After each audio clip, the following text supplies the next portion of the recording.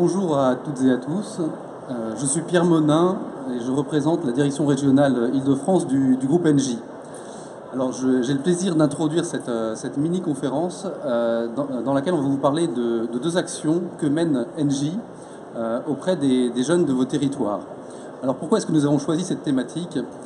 Le groupe Engie est engagé dans une profonde mutation car il ambitionne de devenir aujourd'hui et demain le leader de la transition énergétique et d'accompagner vos territoires dans cette transformation. Mais cette transformation ne peut se faire qu'au niveau local, avec les collectivités et avec l'ensemble des citoyens. C'est pour cela qu'il nous paraît primordial d'agir auprès des jeunes et d'agir de deux façons. La première façon, c'est d'abord par la sensibilisation aux enjeux de la transition énergétique. Et c'est le sens de l'action Éco-Parlement des écoliers que nous menons, qu'Engie Réseau mène avec la ville de Saint-Denis et qu'Aurélie Loréissi va vous présenter. Le deuxième axe, c'est que ces jeunes, pour eux, la transition énergétique, ce sont des métiers d'avenir. Nous travaillons en particulier avec les jeunes en quartier politique de la ville pour les sensibiliser à ces nouveaux métiers et les accompagner vers les métiers de l'énergie. Et Thierry Heuc vous présentera le parcours emploi mobilité sport qui nous permet d'aller chercher ces jeunes et de les amener vers l'alternance. Voilà, je laisse la place à mes deux interlocuteurs. Je vous remercie. Bonjour à tous. Alors, je suis ravie, comme ça vous est indiqué, de vous faire part de notre expérience sur l'insertion des jeunes sur les territoires dans des initiatives locales, et notamment quelque chose que nous pratiquons au quotidien chez Engie Réseau, la sensibilisation des jeunes aux responsabilités environnementales et aux gestes éco-citoyens. Tout d'abord, Engie Réseau, c'est quoi ? En quelques mots, c'est l'entité du groupe Engie, spécialiste des réseaux de chaleur et des réseaux de froid. Donc on exploite, on finance et on développe ces réseaux de chaleur en partenariat avec les collectivités, en mettant en œuvre des solutions performantes et surtout des solutions renouvelables. Sur plus de la moitié des réseaux de chaleur que nous gérons ont déjà pris le virage vers les énergies renouvelables, principalement à base de biomasse et de géothermie. Le rôle d'Engie Réseau dans l'insertion des jeunes se retrouve à travers un ancrage territorial fort. Et j'aimerais développer avec vous un exemple très concret de ce que nous faisons avec les jeunes, donc l'éco-parlement des écoliers. Alors en quelques mots, depuis 10 ans, nous sommes l'unique partenaire de ce projet qui vise à sensibiliser les jeunes dionysiens, donc les dionysiens ce sont les jeunes habitants de Saint-Denis, autour des conséquences environnementales, des choix énergétiques qui sont faits par leur ville et par leur territoire, et de l'importance de leur propre rôle dans l'équation environnementale de demain. On sait que les jeunes sont les premiers qui vont expliquer, notamment chez eux, comment trier, comment faire le tri au niveau des déchets, comment faire des éco-gestes en éteignant la lumière, en coupant l'eau qui est en train de couler.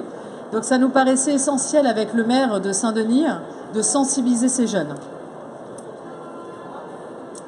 Il s'agit de 10 classes de CM1 et de CM2 de la ville de Saint-Denis, réparties dans les écoles primaires sur les différents quartiers.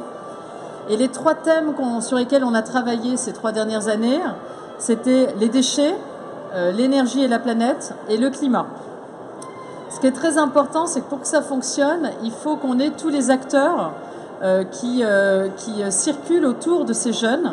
Donc tout d'abord l'éducation nationale qui est présente dans ce projet-là, les professeurs, car ce sont eux qui intègrent au sein de leur projet pédagogique ce projet de l'éco-parlement, et évidemment les élus.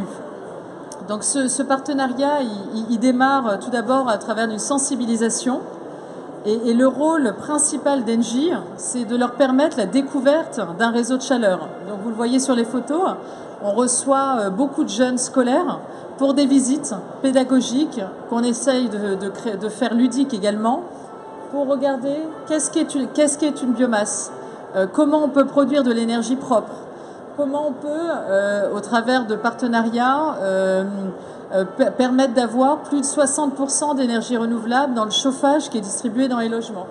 Et en fait, on s'aperçoit que les jeunes, évidemment, ce ne sont pas les chiffres qui les intéressent, mais ce qui les intéresse, c'est comment on peut produire localement. Ils ont des questions très pertinentes. Souvent, ils nous disent mais le bois que vous allez approvisionner, s'il vient du sud de la France ou s'il vient d'un autre pays, on va polluer pendant qu'on transporte le bois dans un camion, ce qui est une question très pertinente. Et en effet, donc on leur dit qu'on a un engagement avec les élus de sourcer dans un rayon de 100 km dans les forêts franciliennes et picardes pour s'assurer qu'il n'y a pas un contre-effort au projet environnemental de la chaufferie biomasse.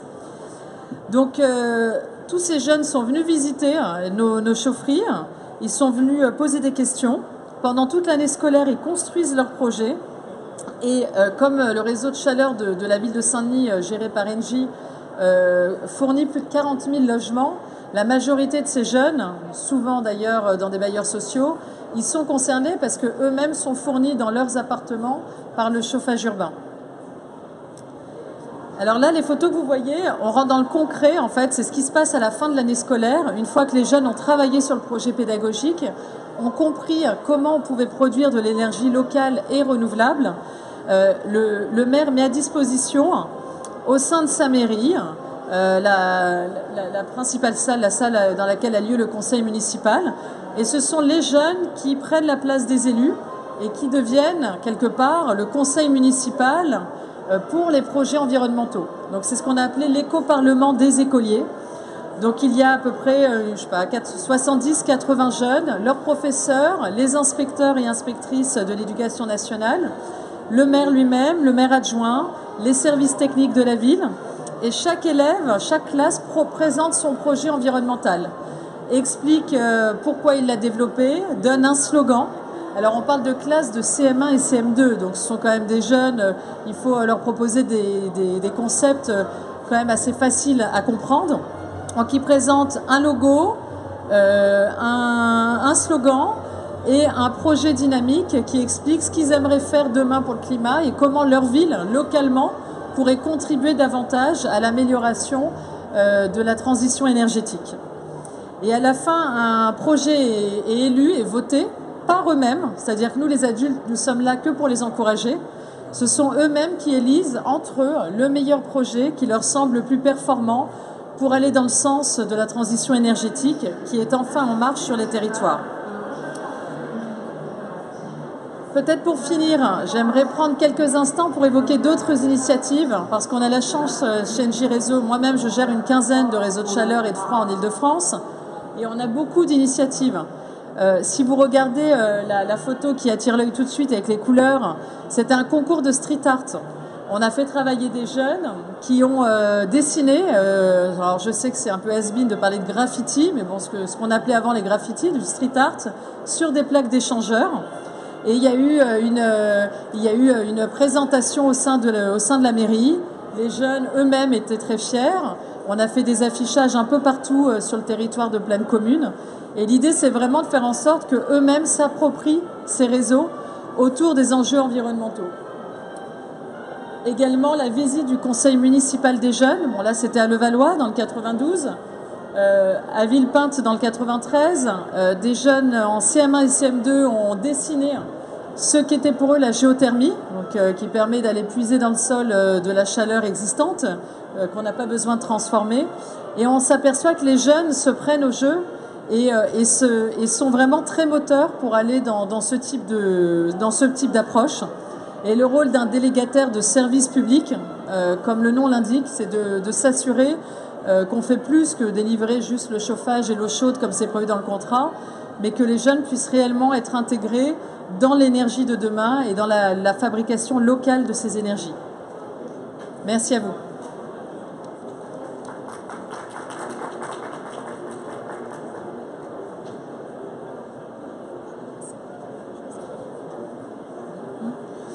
Bien, bonjour à tous, moi je m'appelle Thierry Huc et j'ai en charge les missions d'insertion des jeunes au sein du groupe Engie.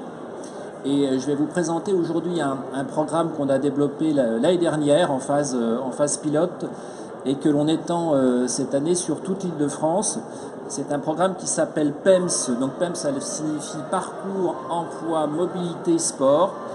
En fait, il s'agit à travers ce programme de préparer en Île-de-France des jeunes filles et des jeunes garçons de 18 à 24 ans, issus plus particulièrement des quartiers prioritaires de la politique de la ville et les préparer à intégrer un contrat en alternance pour la rentrée prochaine. Donc il s'agit d'une centaine de jeunes de tous les départements d'Île-de-France, des QPV, les aider concrètement en fait à trouver leur entreprise qui les accueillera en alternance à la rentrée prochaine, avec l'utilisation de valeurs de travail en équipe et le sport pour une meilleure compréhension de la vie en entreprise. Alors au programme, c'est une action qui dure 3 mois avec des ateliers numériques, un accompagnement individualisé. Chaque jeune a un parrain ou une marraine qui les accompagne. Dans le programme, on a une semaine d'immersion dans l'armée et puis le sport pendant tout le parcours et notamment les sports collectifs. Donc là, aujourd'hui, demain est un jour important puisque demain on lance officiellement le programme 2017. On fait ceci à la mairie dans un équipement collectif que nous a mis à disposition la mairie de Colombes, qui est une salle de boxe. Donc les temps forts du parcours pour cette année qui va donc durer 3 mois. Donc le lancement demain à Colombes, une semaine d'immersion à l'armée sur une base aérienne de l'armée de l'air. La participation à des matchs de championnat cette année, on a les championnats du monde de hockey sur glace au mois de mai, le parrainage pendant 6 mois, un stage de 3 semaines en entreprise, des ateliers numériques et des ateliers sportifs, et tout au long des ateliers collectifs qui les préparent à la fois à préparer leur CV, à s'entraîner à des entretiens dans leurs futures entreprises, à découvrir les métiers et les règles et les conduites de vie dans une entreprise. Alors, cette action est un bon exemple de partenariat public-privé, puisqu'en fait, on s'entoure de partenaires publics qui sont notamment sur la région Île-de-France, la Directe, les préfectures, le ministère de la Défense et le ministère de la Ville. On travaille pour le recrutement des jeunes avec les missions locales. Donc c'est notre principale source de recrutement, les missions locales. Cette année, donc, on s'est associé avec la ville de Colombes pour le lancement de l'action.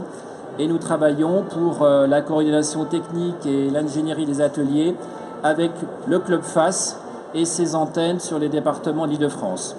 Alors, ce programme public-privé, côté partenariat privé, donc, nous avons donc Engie qui est le pilote de cette action et un certain nombre d'entreprises autres, donc GRDF, AG2R La Mondiale, Carrefour, Adecco, Umendo et Accenture. Donc, ce qui nous permet en fait d'accueillir des jeunes qui préparent tous les métiers, que ce soit des métiers industriels techniques ou des métiers dans des sociétés de services.